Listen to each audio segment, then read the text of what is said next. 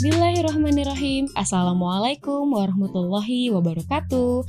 Halo anak-anakku semuanya, apa kabar? Semoga kalian selalu dalam keadaan sehat walafiat ya, dan tetap semangat walaupun belajar di rumah. Baik, sebelum kita mulai pembelajarannya, mari kita baca bismillah bersama-sama. Bismillahirrahmanirrahim. Baik, untuk pembelajaran ilmu pengetahuan alam bersama Ibu Agri, kali ini Ibu Agri akan membahas tentang macam-macam gaya dan pengaruhnya terhadap benda. Untuk itu, silakan kalian boleh siapkan buku tema 4G di halaman 4 dan 5. Silakan siapkan bukunya. Untuk itu, kita mulai pembahasannya berikut ini. Dalam kehidupan sehari-hari, tentunya kita selalu menggunakan berbagai gaya. Salah satunya ketika seorang anak bermain bola, tentunya menggunakan otot tubuhnya untuk menendang bola tersebut. Selain itu juga ada berbagai macam gaya yang dilakukan dalam kehidupan sehari-hari. Gaya itu apa sih, Bu Agri? Nah, gaya merupakan gerakan dorongan atau tarikan. Gaya juga dapat membuat gerakan lebih cepat, lebih lambat, berubah arah, atau berhenti. Gaya juga dapat mengubah bentuk benda.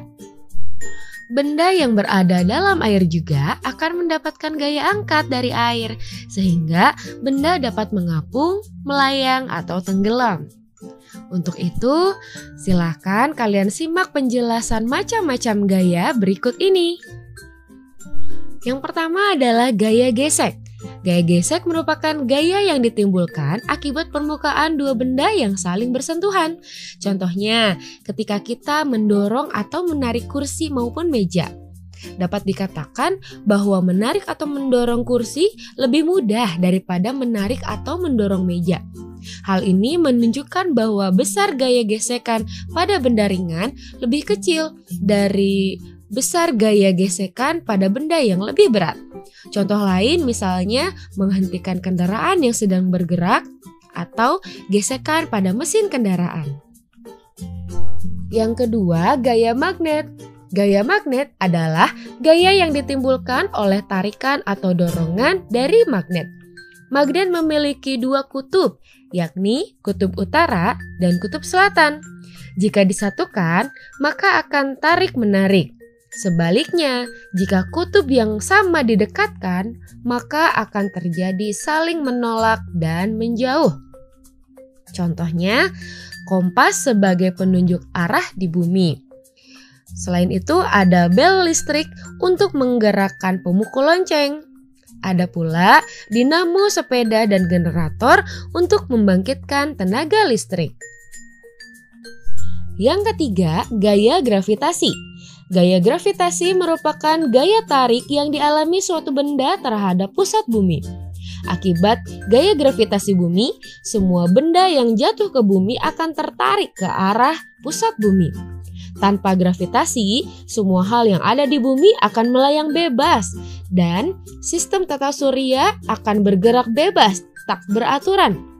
Contohnya, bola yang jatuh dari tempat yang tinggi, kemudian ketika kita berolahraga dan ketika kita sedang berjalan. Yang keempat, gaya otot. Gaya otot adalah gaya yang dihasilkan oleh otot manusia atau hewan.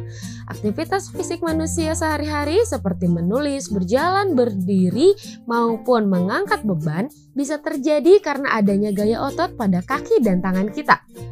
Contoh lainnya terdapat pada hewan. Hewan menggunakan otot pada tubuhnya untuk berburu atau mencari makan. Serta kita terkadang suka melihat ada seekor sapi atau kuda yang menggunakan ototnya untuk menarik gerobak atau delman. Yang kelima, gaya listrik.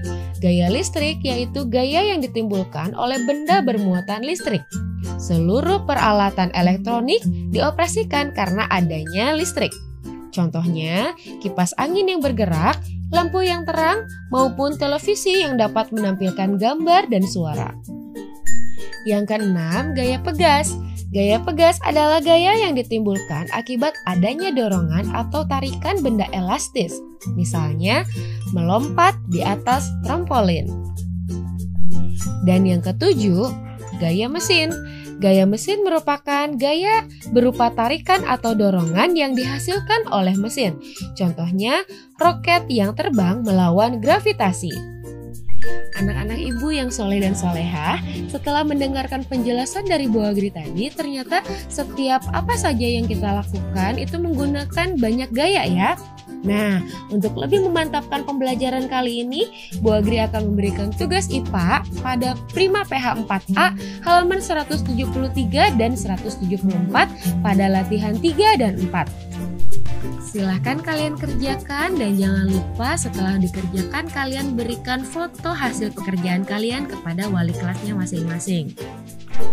Sekian pembelajaran dari Bu Agri kali ini. Terima kasih atas perhatiannya.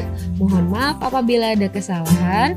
Akhir kata, wassalamualaikum warahmatullahi wabarakatuh.